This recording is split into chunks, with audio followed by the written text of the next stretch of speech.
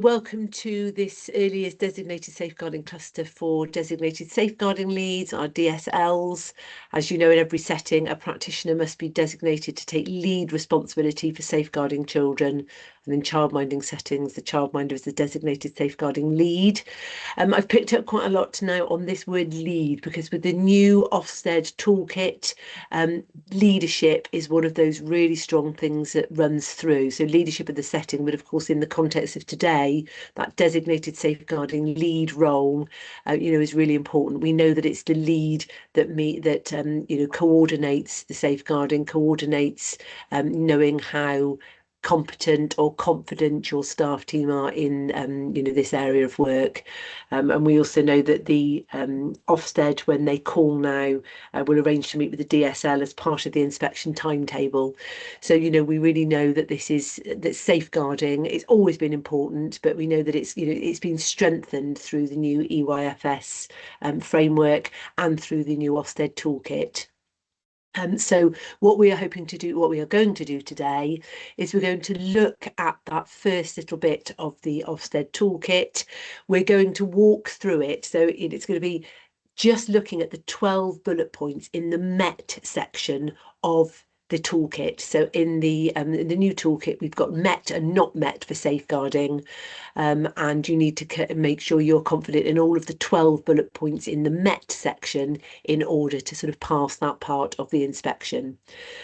So that's what we're going to be looking at sort of largely today, and just going through some suggestions under each bullet point as to what indicates good practice in that area, but it's not exhaustive. And what we're hoping to do today is just start that process for you, to encourage you to go away and for you to be unpicking that, for you to be having that toolkit out and the other documents that we're going to share today, so that you take that through as designated safeguarding leader, be thinking, how well do we do this? How well can I evidence or talk about this with the Ofsted inspectors? And of course, we're talking about that in light of Ofsted today, but safeguarding, as we know, is everybody's responsibility, and it's for the children that are at the heart of this. But of course, we have our regulatory body, Ofsted, that we need to be keeping in mind. And of course, we want to be getting that expected standard through the new toolkit, as exactly as it says, as standard.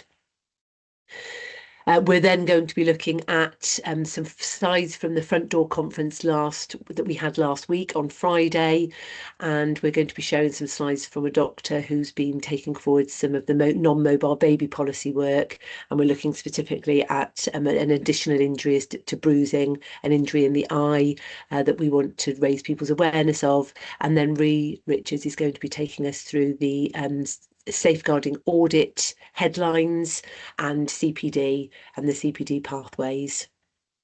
So hopefully there'll be something in this session that everybody will find, or somebody will find, useful as we go through. We always share these contact details. Again, one of the things that we try and stress through these networks is safeguarding can be very lonely, particularly if you're a lone childminder. But we want to always make sure that you know that there are always numbers, there are always people that you can pick up the phone to, that you can talk to if you are, either needing to offload or wanting to know exactly what your next steps are. So we usually share these numbers. Ofsted, again, are very interested in everybody having these numbers on the floor. So are they up in your settings? Are they on belt loops? Are they in your team's phones?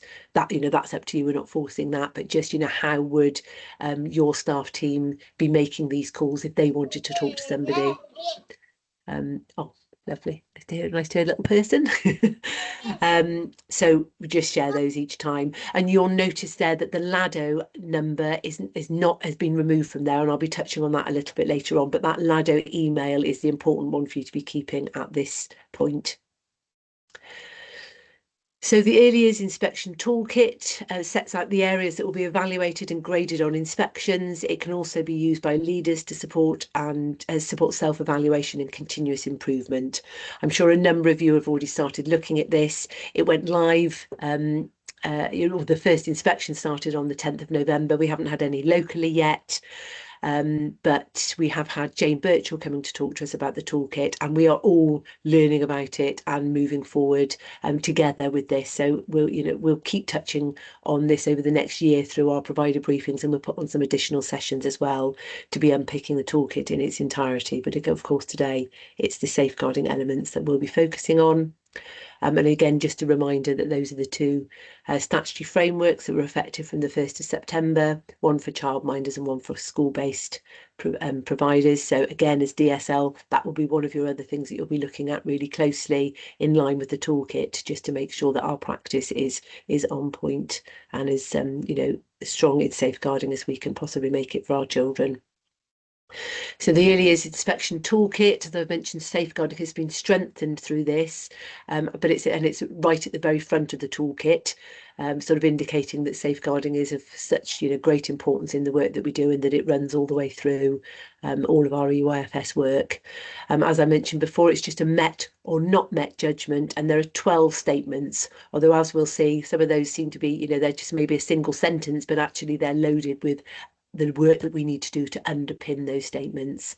So we're just going to be starting to unpick those today to make our sort of brains fire as to what we need to be doing, what we need to be gathering and collecting. But of course, largely, certainly people that are with us that are experienced designated safeguarding leads, an awful lot of this will be part of your practice anyway. So although some elements have been strengthened through the EYFS documentation, and the emphasis has been strengthened through the Ofsted inspections, that good basic safeguarding practice hasn't changed. So it's nowhere starting from scratch. It's just strengthening and an opportunity always with a new toolkit to reflect and look at what we do well and where our gaps might be. The other documents that I just want to alert you to, but again, if you've been online and you've been looking at the toolkit, you'll have seen these, but there is so much good information that's available to us through the Early Years Inspection Operating Guide, which sits alongside the toolkit when you look at the toolkit online. And the early years inspection information. Now, this is the information that the inspectors have to guide their inspections, but it's available for us. So again, I really urge you to look at those, and with your DSL heads on, go through and just be highlighting or picking out those bits that that are pertinent to this particular role. But the information is there. Ofsted's code of conduct, exactly what they need to do through an Ofsted inspection, exactly the paperwork that we need to have available to us. So those 3 documents alongside are invaluable to read through and pick out the parts that inform you about good safeguarding practice.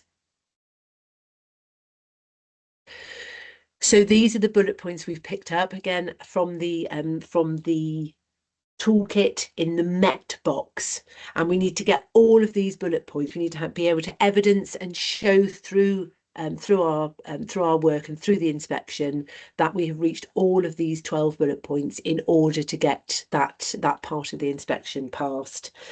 I will just say that through the Ofsted inspection principles, we know this has come about because Ofsted knew they needed to change the way that they work. That's why they have the big consultation and the big listen, and this is where this toolkit has come from. But their guidance is they have 3 principles. The first principle, which is the extent to which children achieve, belong and thrive. So really solid principles that I think we'd all absolutely buy into. Principle 2 is leadership, inclusion, and whether there is an open and positive safeguarding culture. So those are the things that Ofsted are coming in with. That's where all of their training has been sitting. So we know that. So we need to make sure that those particular lines of leadership, inclusion and safeguarding are the strongest parts of our practice. We know with strong leadership, that's what drives everything within our work. But an inclusion and safeguarding are those other 2 parts that really that pack out that principle 2 that's at the centre of what Ofsted do, and they are very keen that these processes are much more collaborative, that we're coming away from the days where we feel Ofsted come into with a sort of stick to hit us with. We said we need it to be more of a collaboration. We need to know which elements of our practice are really strong and which elements we need to be working on, which is why they've now gone to those 5 judgments, starting with the expected standard. And if you came to Jane Birchall's presentation, she was very clear that expected is to be celebrated. So if we get that, what used to be the kind of really solid good, that is still to be really, really celebrated. Beyond the expected standard, we've got the strong standard and the exceptional. And on the other side of the spectrum, we have the needs attention and urgent improvement. But we'll know which one of the areas being inspected, has had a grading against. So we'll have one of those gradings against each of the areas being inspected. They are also very keen that you know about local data, deprivation levels, the take up of early years pupil premium, obesity rates, and oral health statistics. So we'll be making sure that we give you the links to the Ofsted local data local data set, and we'll be making sure that we share with you trends and patterns around safeguarding so that you have those at your fingertips. We'll be putting those out through newsletters, through the safeguarding element of the newsletter, to keep you abreast of that, so that it's always in your mind, your local context, and that you've got those local statistics for your own work, but also for inspection. The third principle, the third principle was that the expected is the starting point, and you will be asked through the planning call with Ofsted where you grade yourself across all of the inspection areas against that urgent improvement, needs attention, expected, strong, and exceptional. So they'll be looking at your level of leadership around where you feel you are at that sort of quality improvement element that perhaps got lost a little bit through the last inspection framework. But they also are assuring us that they're putting your well-being at the top of this. They're very, really seem to have taken on board that actually, if your well-being is poor, if you are petrified about Ofsted coming in, if your staff team just freeze when Ofsted come in, then that's not, you're not conducive to really showing your setting, in the right and in a fair light. So the first bullet point, as I said, some of these sentences are single, but actually there's an awful lot to unpack underneath. So leaders have established an open culture in which safeguarding is everyone's responsibility. So right from when Ofsted arrives through the door, what kinds of things are they seeing in your settings? Are you speaking to them about their phone use? Yes, they can. Again, if you look at the Ofsted guidance, they can take their phone in, but they need to be talking to you about, what their phone use will be like. And you need to talk to them about, general phone use and what your policies are, generally, but that you've listened to them about, about how they're going to be using their phone throughout the inspection. Have you got up, what kind of markers have you got up in your setting that show right from the time somebody steps over your threshold that safeguarding sits at the heart of your practice? What have you got the DSL's picture up, for example, with contact details so that parents know who to go to? Have you got any strap lines up like we have in the newsletter about safeguarding being a part of everybody's business and a strong part of your practice? Have you got that within your induction with parents? Do you right from the offset share with parents that if there are safeguarding issues, what processes you will need to follow, and that it's difficult, but it's necessary in order to keep their children safe? Have you got really strong whistleblowing policy? And as I mentioned beforehand, have you made sure that everybody in your team has got those contact numbers?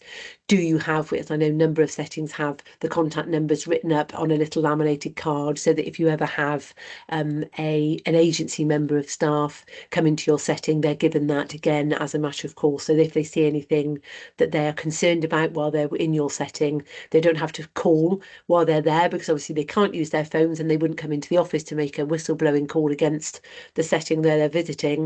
So they need to have that about their person, so when they leave your setting, they can make that call.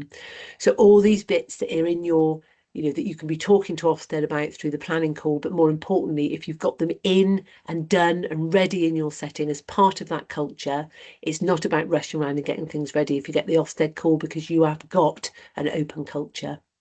And of course, that culture is not just around safeguarding, as in, looking at abuse in children. It's all around that safety and welfare as well.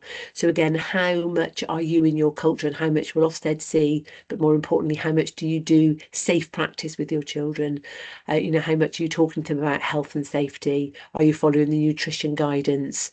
Are you modelling that as well? So are you making sure that all of the adults are hand washing and using scissors safely, walking around with scissors safely, all of those bits that sort of encompass, but are very quick to pick up when you walk into a setting where, like we do, we're very privileged to be able to come out to settings.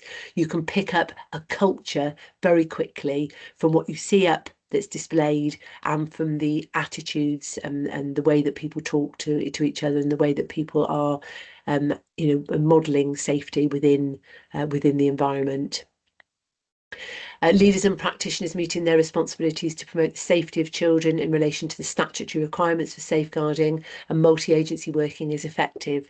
Again, how are you showcasing that? If you're not a setting that's on the phone to front door or liaising with social workers on a regular basis, how do you make sure that your staff team can articulate what they would do if they needed to engage with multi-agency partners with regards to safeguarding? Have you got those front door numbers? Have you phoned for a consultation at any point? Have you got any evidence of that? Are all of your staff team confident to talk about what they would do and where they would find the numbers to have those conversations, to refer to multi-agencies if they needed to?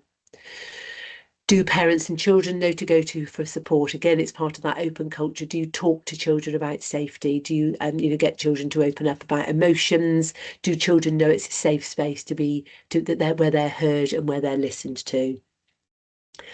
As part of your supervision around your staff supervision. So I think that might be on the next slide, but I'll start to talk about it now. How strong are supervisions? Ree's going to feed back a little bit later about the headlines from the safeguarding audit. And we know that workforces are challenged at the moment for time, but to only have a supervision once a year will not be getting us the expected standard around safeguarding.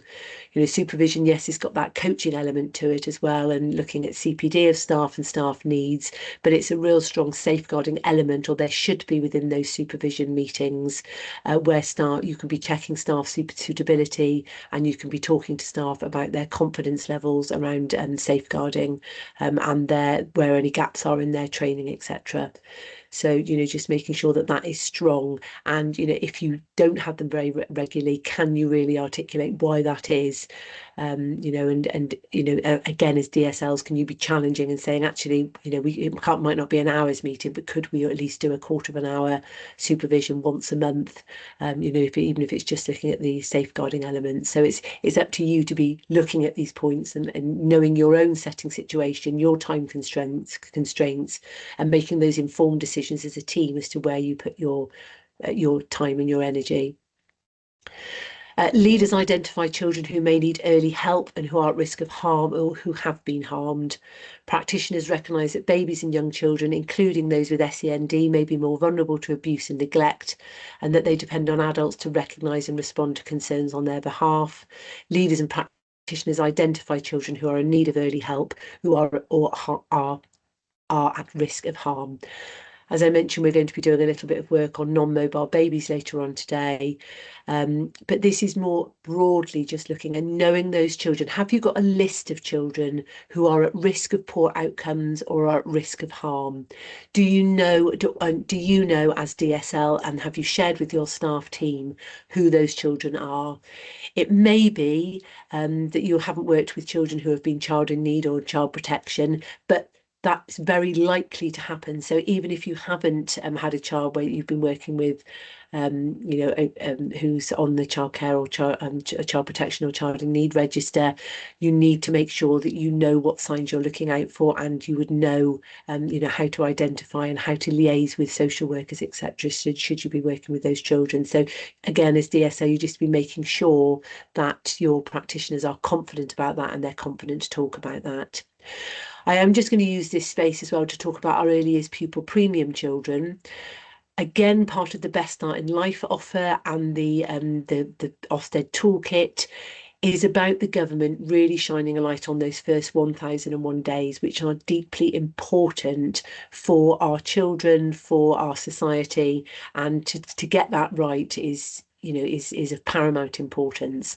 And because they're we're being noticed more in the early years. That's why we've had all of these changes, and there's a real spotlight on us at the moment, which is both welcome on one hand, but also it's always a bit of a challenge on the other hand. I think optimistically it's because there is such importance in the role that you're all doing, that they're putting this in place and really raising the standards in early years so that that remuneration can start to catch up with that, and we can start to be paid in in a similar way to our teaching colleagues, in schools in Key Stage 1 and beyond. So I'm always optimistic that that's the direction of travel. But early years pupil premium children, we know in North Somerset that we are consistently not supporting those children as effectively as we might be able to.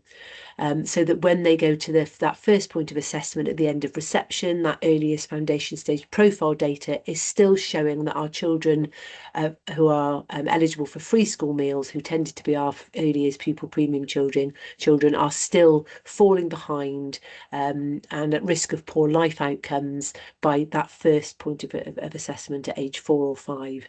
So we just have to keep picking that back up and challenging what we're doing with those young children. The good news is that the majority of our group settings are now identifying children. They are now looking at the back page of those parent declaration forms and getting every single parent to tick that box. We've only got 22 settings I'm now chasing that haven't put any children forward at all for eligibility of EYPP. Most of those may well be in catchment areas where parents come from a very affluent background, but regardless, what we are trying to say in North Somerset is that every single parent is encouraged to complete that box and tick that box on the back of the form. Even if they say, we know we're not eligible, we say, we know you can use us, say that North Somerset are nagging us because they've got to show that we've asked every parent and that the box is ticked for every parent so that we can then feed all of those children through the funding system so that we don't miss any child at all who's eligible for EYPP. And that's because, of course, when we've done a deeper dive into those EYPP children who are economically disadvantaged, there are also often several other adverse child experiences and multiple disadvantages connected to that child. So the quicker we can identify those children and the more we can then do to enrich our educational offer using EYPP money, but more than that, just all of our staff team knowing who those children are and knowing if they can, they've got any pockets of time where they can give that child an extra box. If we're thinking of that equity model that we look at often with the children looking over the fence, then those children can have more time, one-on-one time with practitioners. And again, any way you can articulate that to Ofsted really shows that broader inclusion and safeguarding elements are being taken really seriously. So please do make sure you're identifying children. I'm sure I'm preaching to the converted here, but unfortunately, our childminders are the group we need to really tackle because we only had 16 apply for EYPP, so that was 113 of our childminders who aren't doing that. So we're trying to really raise the profile with them. I pinched this. Lucy Fee was on the call today, and so thank you, Lucy, for your team's work with this. But again, this wasn't specifically around safeguarding, but this is the kind of thing we're talking about when we're talking about an open and positive safeguarding culture. If you attended the best practice clusters that were run by some people in Lucy's team recently and from the Early Birds team from our local authority nurseries, they've done a lot of work on their routines, which you'll notice is a part of the Ofsted toolkit and one of the inspection areas around behaviour and routines. One of the elements that they looked at was their handover, and they do a 5-point checklist that they call it their non-negotiables, that every adult has to make sure that they go through this 5-point checklist as the child is handed over to their adult at the end of the day. But again, although this wasn't done perhaps from a safeguarding perspective, there are safeguarding elements within this. So it's just, we're talking about that culture again, thinking about learning from this good practice. Is this something you could perhaps take on? So it's just giving you some food for thought around how you're demonstrating through your ongoing practice, your everyday practice, this positive, all-embracing safeguarding culture through what we're doing. And as I mentioned again earlier on, and we'll keep mentioning how we are with our children, the respectful conversations we have, the way we model, the way we carry ourselves is, again, although it seems that sort of low level, that's all part of this safety, welfare and safeguarding culture. So on to the next set of bullet points, again from the MET box in the toolkit under safeguarding. All practitioners are vigilant and carry out their responsibilities effectively to keep children safe. They follow the system's settings confidently and consistently. Again, can you, as DSL, really say that people are confident about that? We're going to be sending out in the newsletter some scenarios that you can be using through staff meetings or through the questions that you can be asking your staff team when you walk onto the floor.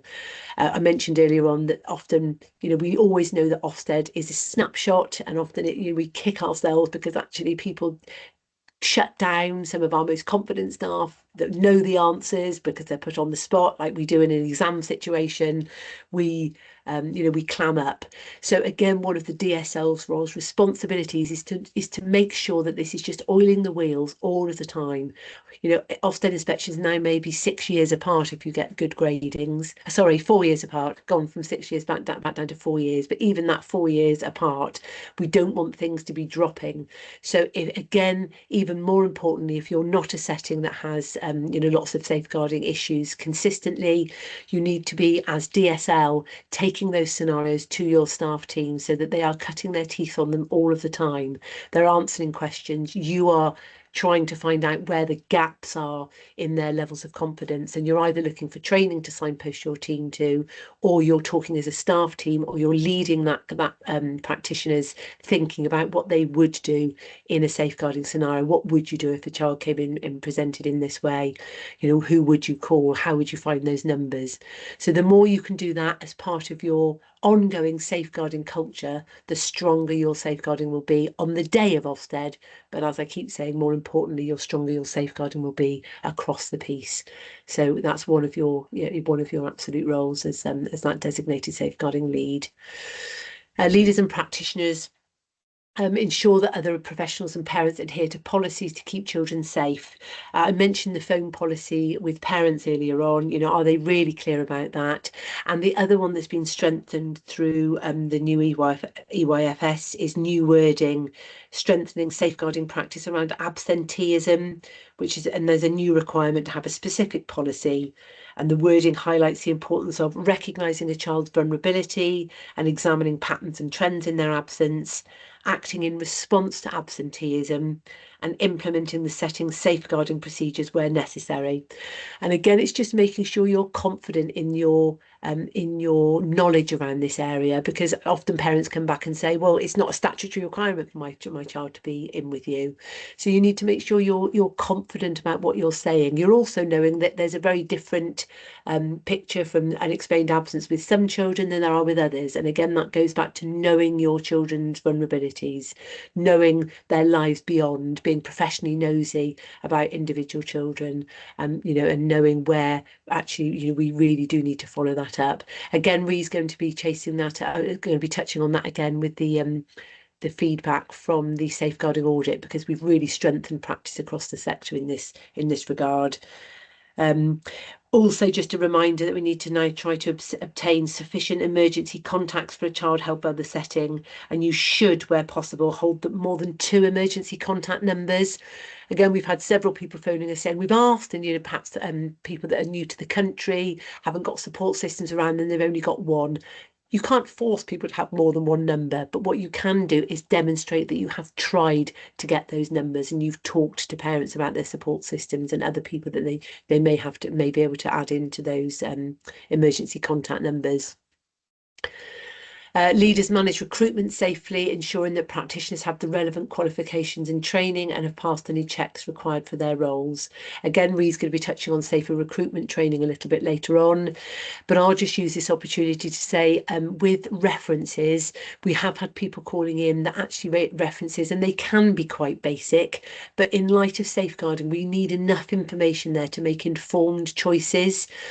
So if you are not happy with your own referencing paperwork, do look at the referencing template that's on the government website for early years, because it does have boxes in there as to would you employ this person again, yes or no. And if you say no, then there is a box there to be putting your reasons down. And we really do need to get good at this, because we don't tend to write long flowery references anymore. Some people do, and that can be a real indication of a fantastic practitioner. But for those practitioners, while the workforce is so depleted, we need to make sure that we don't just let anybody in because we're so desperate for people. People still need to be coachable and be safe around our children in order for us to take them on. Leaders and practitioners understand and follow the requirements for reporting, referrals, record keeping and the prevent duty. Policies and procedures for keeping children safe are clear and accessible. And again, Ree's going to be sharing some additional prevent duty training that Paul Cox is going to be putting on for us in January, and some reporting, referrals and record keeping CPD that Ree's going to be doing with Liz. So we will share that a little later. Just some links, because sometimes people just can't find things very easily. So we've just put on there direct links to the guidance to promote good attendance and respond to unexpected absence, if that's an area that you feel you need to strengthen when you're going through this in your DSL role. You're going through these bullet points, and the North Somerset Early Years workforce pages, which have got sample policies on there. So again, it's not starting from scratch, but it might be a good time to reflect on some of your policies and really challenging yourself as to how effectively do we share these with the staff team. Have you got a yearly calendar as DSL where you're putting these dates on? Are you starting to plot your staff meetings? And is there always a safeguarding element with your staff meetings across the year? Again, the more organised you can get as a DSL, the more you can demonstrate quite quickly how safeguarding is permeating your practice and how you're planning for that moving forward. Gail, can I just chip in? There's been a question in chat from Sam. Of course. Sam says, we seem to get from bigger chains that they will not complete references. They only do a very basic one. When you chase them up for more, they won't share anything. Is this okay? Yeah, no, it's not okay. So this is just a scenario that's happened this week. So if that happens, will you call our team? Because what we did yesterday is we had this. I then called somebody on their behalf and just had a conversation about what was safe to share and why they weren't sharing. So that was rectified. So we need to be having conversations about this, and we'll have ongoing conversations with the bigger chains. But we just need to sort of keep coming back to actually there is an expectation that we go back and we ask. If we are not happy and confident we can make a judgment based on that, we are within our rights to go back and say, we haven't got enough information around this. Is that okay, Sam? Yeah, okay. And leaders fulfill their duties. It's just the final 4 bullet points in that MET box. Leaders fulfill their duty to refer allegations or concern to relevant agencies, including the LADO and the DBS.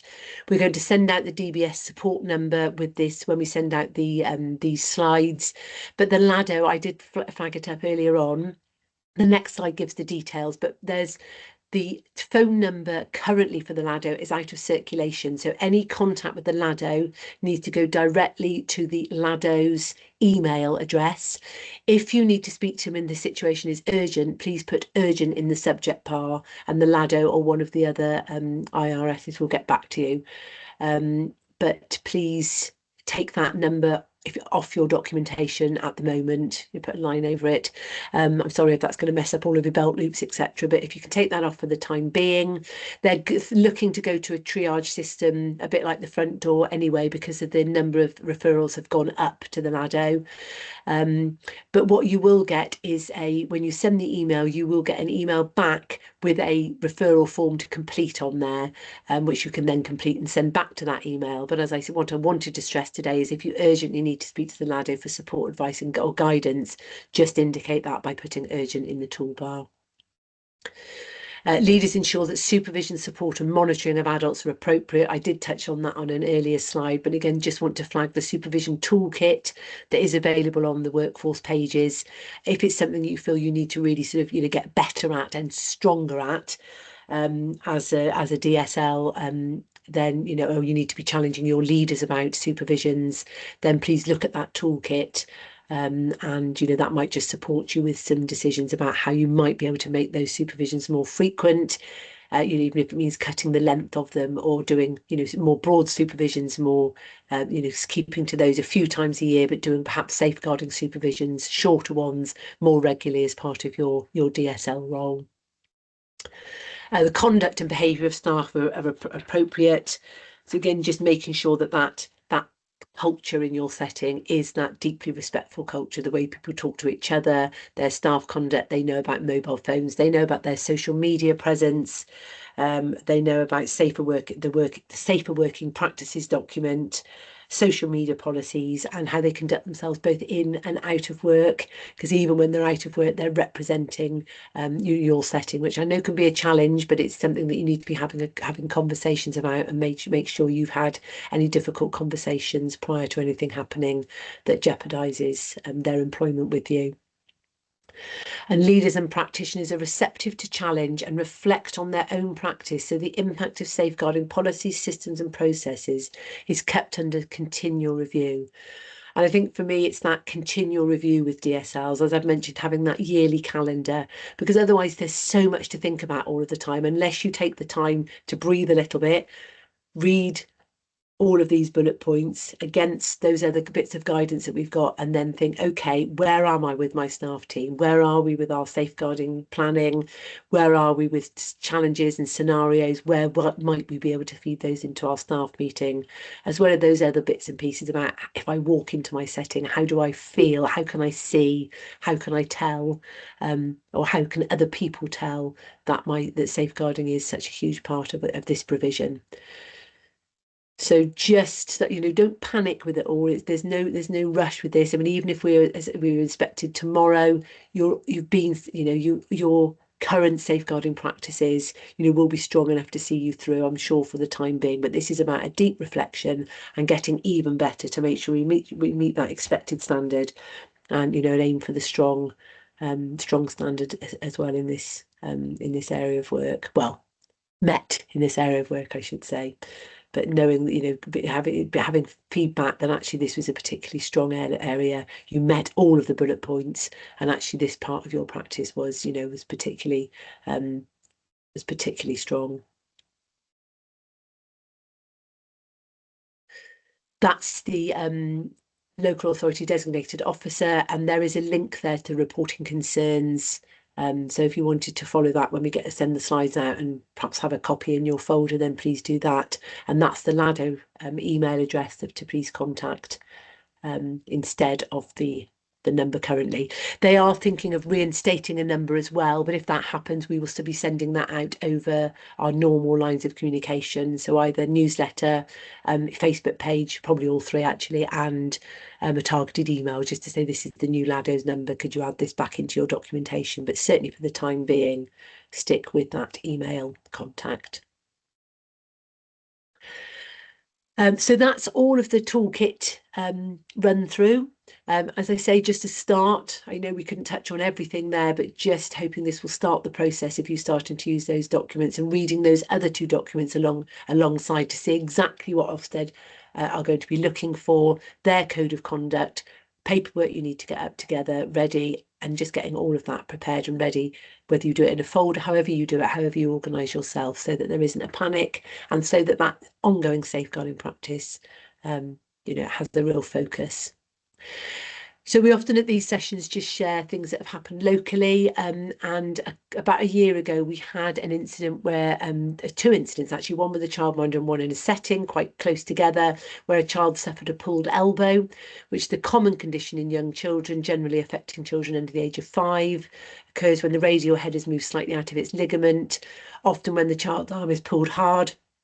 When your child stumbles and you might and pick them up, and it might pop out. But also in at least one of the cases we had, there were several witnesses, an adult putting a child's arm very gently into a cardigan, and it popped out. Now in both these cases, because although it's a common condition, the injury still occurred at the hands of an adult, it still needs to go through LADO. It was particularly difficult for the childminder because she had to refer herself into LADO. But then what happened in both cases, the child was seen by a medical profession confirm what it was, and there wasn't, obviously then wasn't a strategy meeting or anything move forward, but we still need to follow that process, and we still need to call this into Ofsted as well. It's still one of the ones that you need to report in. But just because it seemed to be more common recently for some reason, perhaps because we're seeing younger and younger children for longer in our settings, while they're still knitting together their bones and their ligaments. We just wanted to raise awareness there. These next the next sort of slides after this, I'm just going to be putting a little bit of a caveat on there that there are going to be some photographs of some marks, some injuries to babies. So just wanted, if that's particularly triggering for you, I just needed to sort of give you a bit of a warning. But obviously we'll also be sharing these out, so hopefully you'll be able to share with your staff team, but make sure you warn them before they see them as well. The request to support form, there's been changes made to aid the triage process and speed up the children's social care front door response. So when you email in the children's front door, can you state whether your referral is family wellbeing or children's social care, and include the scaling score from your referral. So for example, family wellbeing 4, children's social care 6, and that again helps our colleagues in the front door to be able to triage those and see what level of concern you have. And then send your completed form to front door for children's services, and the email address is there. Again, when these are sent out, if you just click on the blue title at the top, it'll take you straight to that form. These next slides are from the front door conference last Friday, particularly pertinent for people that are working with babies. But we decided, even though a number of our settings don't necessarily have babies, we thought this is worth sharing just from a sort of citizen-wide perspective, particularly around our most vulnerable children, who are our under ones. So the aims of this session, when it was run last Friday, was to proactively recognise and respond to safeguarding issues, increase the confidence in frontline practitioners, and improve the ability to challenge, manage uncertainty and complexity in a risk-sensible and proportionate manner, and improve multi-agency communication and share information in a timely manner. So the first slide that was shared is a very busy slide, but really just wanting to bring your attention to the fact that the National Child Safeguarding Practice Reviews and Rapid Reviews, and this is across the BNSSG, so across Bristol, North Somerset and South Gloucestershire, there were 330 of these serious incident notifications and rapid reviews between April 23 and March 24. Under ones were made up a third of all incidents, and under ones made up 57% of fatal incidents. So we know that that group of our children is particularly vulnerable.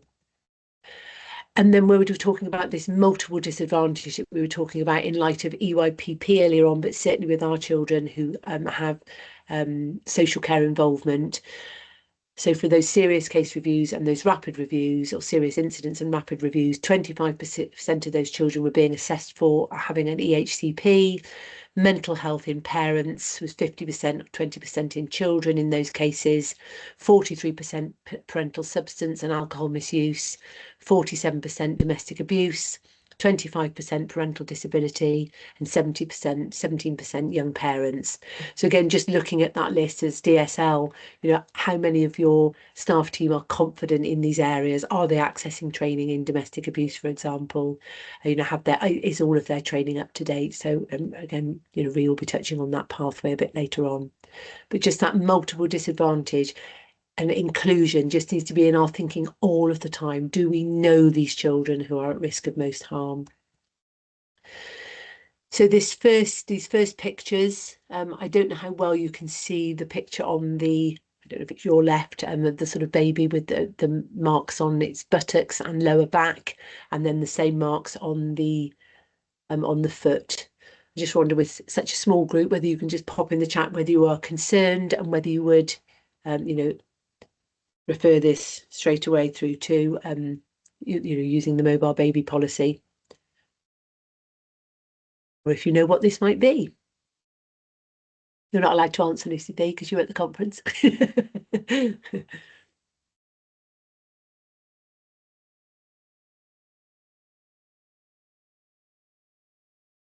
can see Marie and Jenny are typing, so we'll just wait for them to. Mongolian blue spot. Oh, so you were there too, Jenny. So you can't answer either. Yeah, of course you were, Jenny. Sorry. You're right. Well, it's congenital dermal melanocytosis, often known as blue spot or Mongolian blue spot.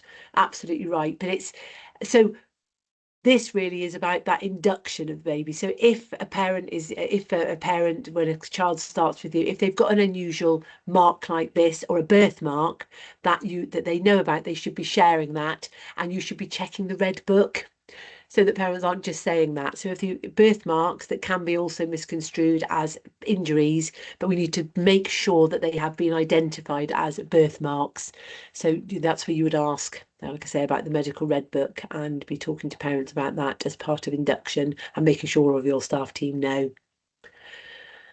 But with these injuries, you can see that child, you can see the injury inside the mouth and the marks behind the ear and on the neck. And I won't ask you to, because I won't sort of go through. I'm just hoping that people would be very, very vigilant as to noticing that they were injuries that had been caused, by somebody else, by an adult. Because those injuries in a very unusual place for a non-mobile baby, and there's been a tear. It transpired. This is from being force fed.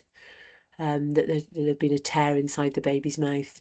So for that, most certainly you would follow that non-mobile baby policy pathway that I'll share again a little bit later on in the slides. But the one that we particularly wanted to highlight today was this mark. You can see a mark in a baby's eye, which is often, people see it and say it was a burst blood vessel. So that can sometimes happen with a vomiting episode or coughing. But this particular injury, which might by itself be thought of as a sentinel or a minor injury, we need to be alert, because actually in our young babies, this particular child was found that the family were parents and an only child. The parents were professionals not known to agencies. At the 8-week review, this bilateral subconjunctival hemorrhage, SCH, burst blood vessel, was seen. The child was seen in the emergency department a month earlier with uncontrollable crying and swollen eyes and reduced feeding. There was contact with the health professionals at 7 weeks and 8 weeks. The GP and the community paediatrician followed the injuries and non-mobiles baby policy. So there were further investigations, and it was discovered that this child actually had a constellation of multiple injuries. They had this mark in the eye, but also multiple fractures of different ages. So although it seemed like a minor injury, it was indicative of further abuse, because this injury was in a child not just 1 or 2 weeks old, where it could have been a birthing injury. So it was very unusual to have that kind of mark after in a baby a little bit older.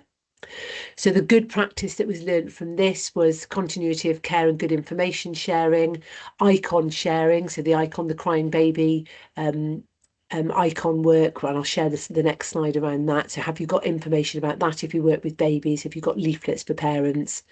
This child actually was a baby who'd been shaken quite violently by the father, and there was notice that there was a paucity of services for fathers.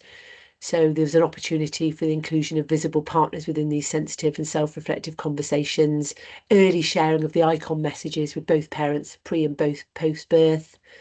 And that they've wanted then to take forward this subconjunctival hemorrhage, SCH, in babies over 2 weeks of age is a sentinel sign of other abuse possibly happening.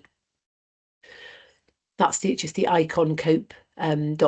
So again, if you're working with babies or you're working with families who have got babies, could you share this information with them? Is there could you put a kind of leaflets printed out, or can you get in touch with health colleagues to give you the leaflets? And again, anything like that that's around shows an indication of these of an open safeguarding culture, again, sharing information with parents. So this injury is known in about a third of otherwise healthy newborn babies. It's seen in all kinds of delivery. The pressure of going through the birthing canal, the pressure of forceps, etc., may well cause this bleeding in the eye. May not be seen in the first few days as baby's eyes are closed, but they normally disappear, these injuries, by 2 to 3 weeks of age, no symptoms. However, if this injury arrives 14 days after birth, they're considered not to be due to birth, and another cause could be sought.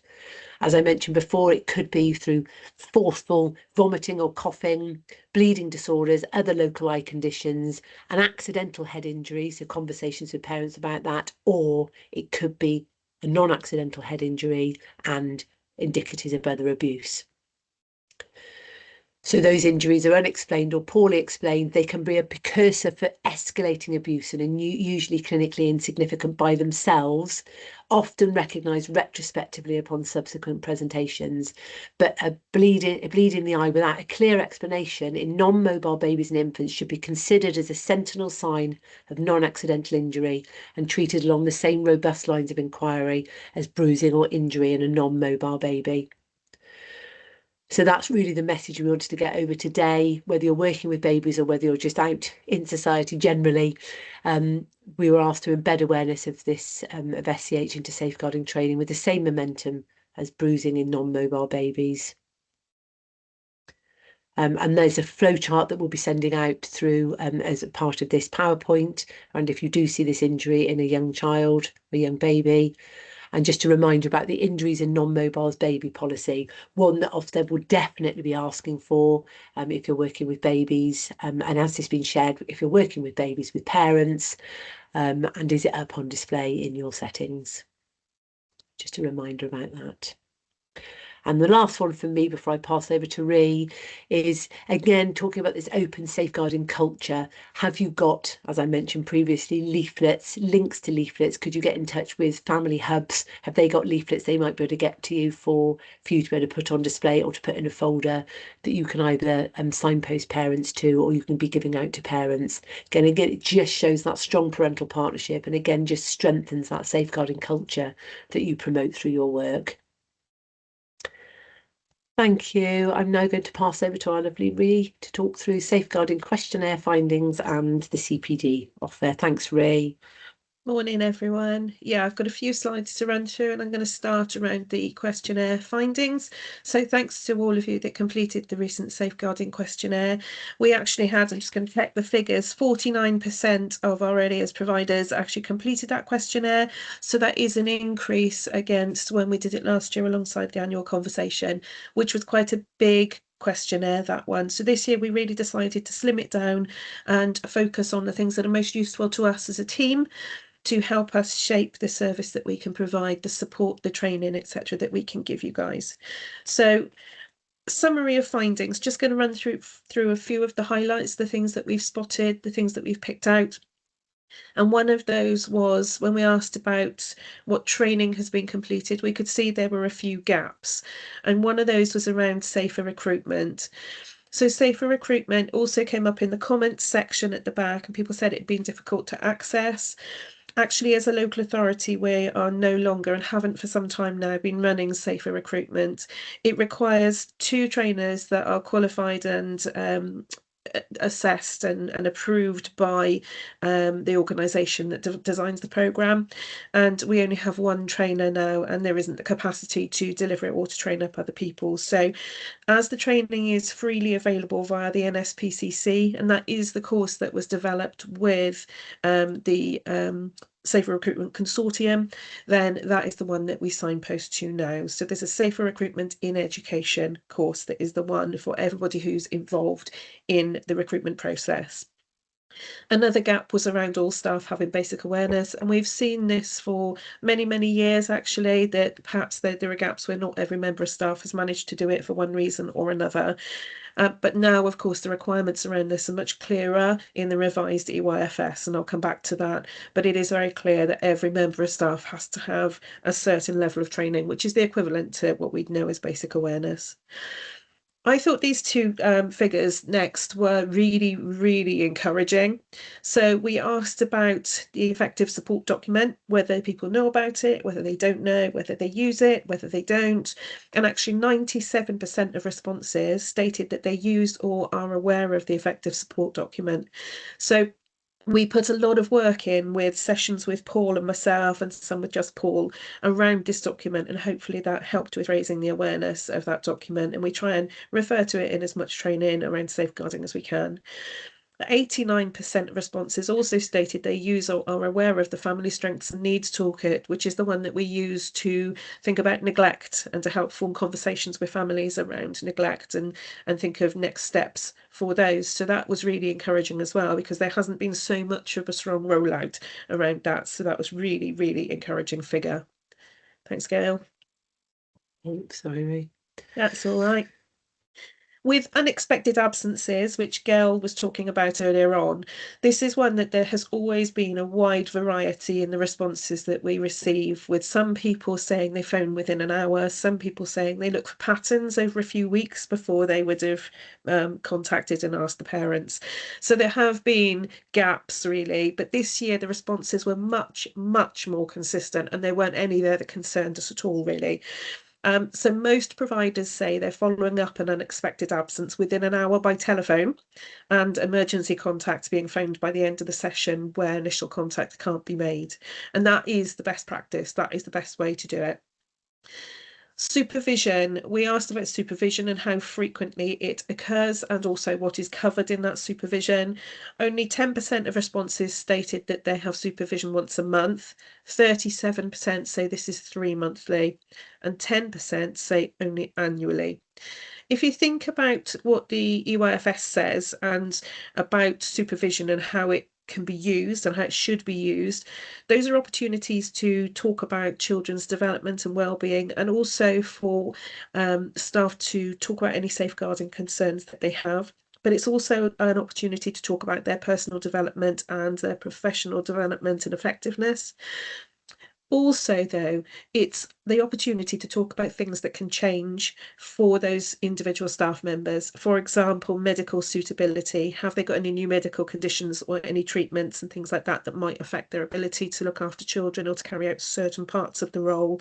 But also around convictions, cautions, court orders, that stuff there. It's really important that it's questions that are asked on a regular basis, and supervisions give that opportunity to ask those.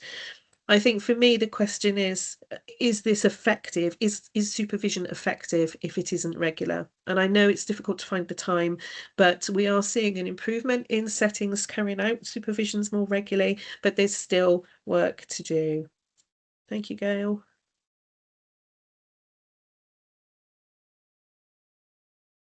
So in that questionnaire, we also ask about confidence across a range of topics, from different categories of abuse through to working with parents and things like that. And we scale it from 1 to 5, looking at the confidence score. So you score a 1 for not confident at all and 5 for very confident. And on the next slide, I don't expect you to read all of the words because they are a little bit small. Gail, please. So this breaks down the different categories, excuse me, that we ask about. And I don't expect you to read all that because it is small text on your screens. But what I do want to highlight is on the right-hand side, you will see some green figures and red figures, and you will see the green ones are where confidence has increased this year. The red ones are the ones where confidence has slightly dipped, but we're talking about 0.1 out of that scale of 1 to 5 as an average. So we are seeing a slight increase across the board generally, just with those couple of little gaps.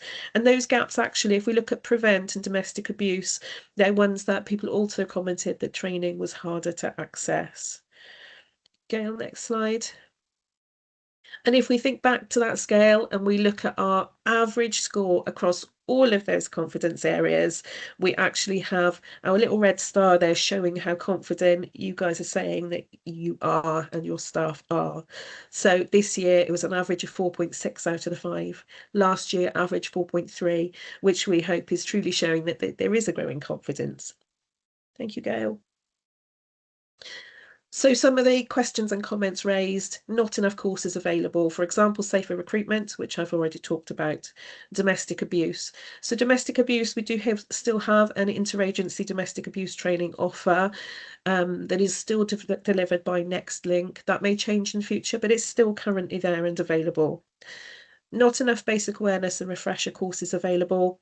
Quite a few of the people who commented, when I looked back, actually, they were people who had missed out. There was a period last year of 3 or 4 months where I couldn't deliver the training. And actually, a few people were saying that they missed out and they couldn't rebook, etc. That was unfortunate, but what we do is keep an eye on numbers that are booking and waiting lists. So we're now running them. I run them every 3 or 4 weeks at the moment, and at the moment that seems to be about the right number. I had a small waiting list on the last course, but I do still have spaces for December and January. So it seems to be about right at the moment, but I do monitor it and adjust it as we need to.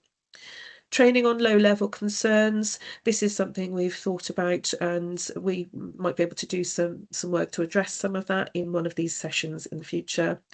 More in-depth training on RAP and PREVENT came up. Now, PREVENT has been re-rolled out, if you like. The new PREVENT has been rolled out now, and Paul Cox is delivering those. Going forward, there'll be quite an offer of those courses.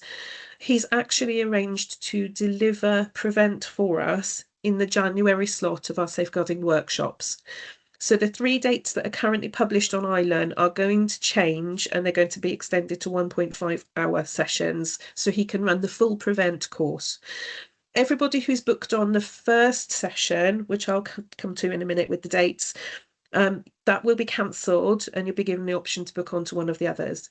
What that does, though, not only give you the full PREVENT training, if you still want to do it, because some of you may have done it recently anyway, so you'd be able to cancel. But that will also open up access to an additional 4 topic-specific webinars. For example, one of them is on incels that people have been asking about. So those would be there for you to be able to access for that deeper level and more topic-specific stuff. Thank you, Gail. Request for updated list of useful documents and a return to an old style audit that could be used as a checklist. I've talked to Gail about this and Liz, and mentioned that maybe we could do something as simple as have as a standard slide at the end of these sessions. We could have that list of useful documents that we regularly refer to, put that here, pop it in the newsletter potentially. And in terms of an old style audit, Liz, Gail and I are going to be working on, and Liz and I actually have been planning to do this for a while, to do a piece that would sit alongside the questionnaire anyway and support it and supplement it, which you could use as a tool for self-evaluation to look at where you are in terms of your policies and your procedures, how well embedded it is, that kind of thing. So that's something that we're going to be picking up and working on shortly. We've had questions about, sorry, Gail, back. Information about signposting families that live outside of North Somerset to services in their area. So this is a bit tricky, really. We can't sort of hold and coordinate information about every other local authority's offer, although we would always, if you came to us, do our best to help you to find where that information is held. But it is all information that is available on their local authority websites in those areas. But as I say, if you can't find it, do come to us and we will try and help you out. More information covering paperwork. So Liz and I have previously run a couple of sessions around recording safeguarding concerns, and we're planning to do another one sort of back end of the spring, late May, early June, around that sort of time. There was a request around support networks and a list to follow of what to do, who to call, and the order to do that in. And that's something that we can't really do very easily because that is so case by case. The list of what to do, well, that does depend on the child, it depends on the circumstances, it depends on the family, it depends on what you've seen, what you've done, and the same in terms with who to call and the order to do things. So we would always say refer back to your policies and procedures, should have your what to do's in there, but also documents like the effective support document will guide you as to what you need to do at certain levels for children and things like that too. Thank you, Gail. In terms of a CPD update, I've got the usual couple of slides in there with the next few dates for training. We've now been able to find a way that we can generate hyperlinks. So you'll see in the newsletter calendar as well, the calendar that comes at the bottom of that will have hyperlinks to all of our training events. So you can just click and it will take you into those to be able to book directly. And we're hoping that that'll make it easier for you. Next one, Gail. Thanks. The middle blue one there, it is our safeguarding workshops, 14th and 15th of January, and those are the ones that are going to change for Paul to do prevent. So it's the 14th in the morning, the top one, that will be cancelled, and the other two will run. So hopefully most people who are booked on that 14th can swap on to one of the other sessions if they're available to join for those. Thank you, Gail. And I just wanted to revisit our training pathway around safeguarding training. We've had a few queries and a few people contact me because they're just not sure where to go, what to do, what training requirements are. The EYFS does set it out quite clearly, but I just want to make sure that there are a couple of little things that are cleared up, if you like. So parts 1 and 2 of Annex C set out a list of what every practitioner needs to do, needs to cover. Now that is really the core, that is what we would do in basic awareness training. And actually, if you look at the equivalent of basic awareness training delivered by other organisations, it's the same, it covers that content. So I've updated and changed and refreshed my course to make sure that it ticks every box in that. So for the training that every practitioner needs, that basic level, you know that mine will always tick those boxes. Just a note though, if you choose the interagency basic child protection training, which is held in daytime, so might be accessible for some of you better than my evening ones, it's actually designed to be suitable for the full age range of children. And part 1 of the annex says training should be for 0 to 5s. So because it covers the full age range, it does include 0 to 5s, but not exclusively. So what I've said is that if you choose that option, you might consider supplementing it with some earlier specific content. So you could do quizzes or case studies, that kind of thing, in a team meeting that would help you to fully meet that condition.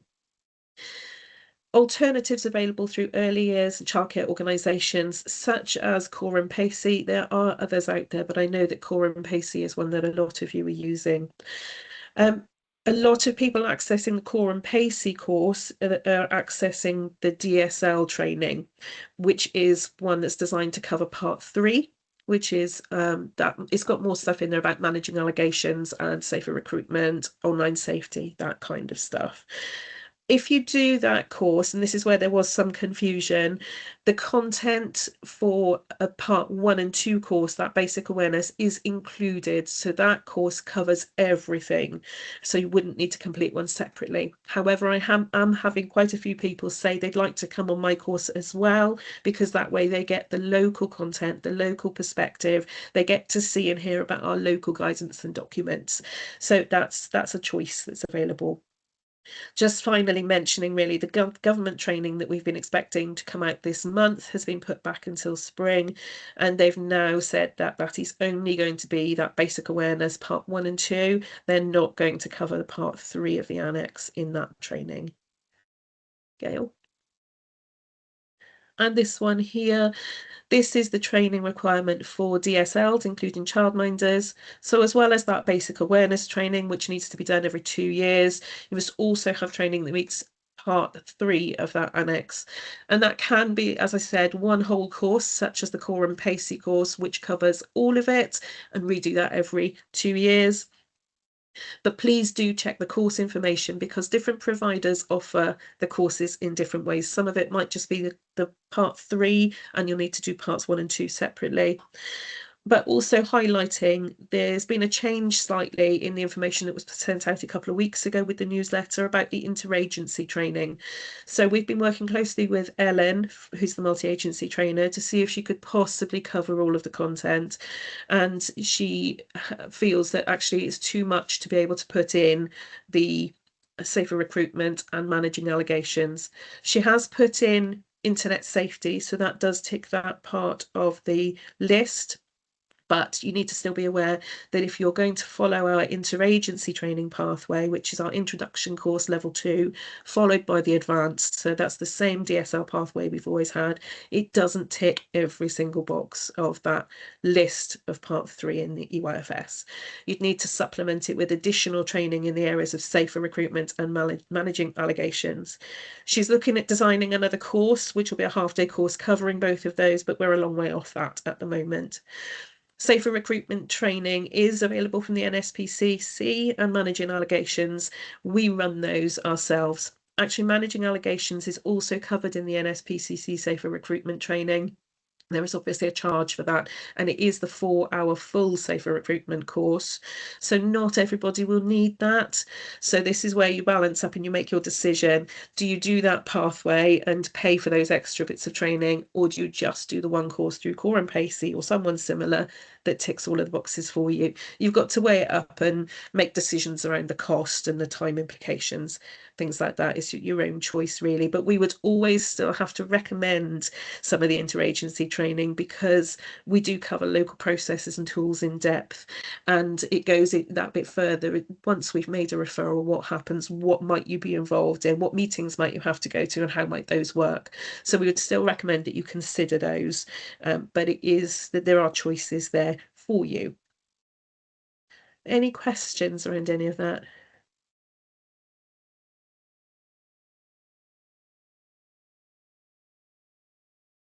No.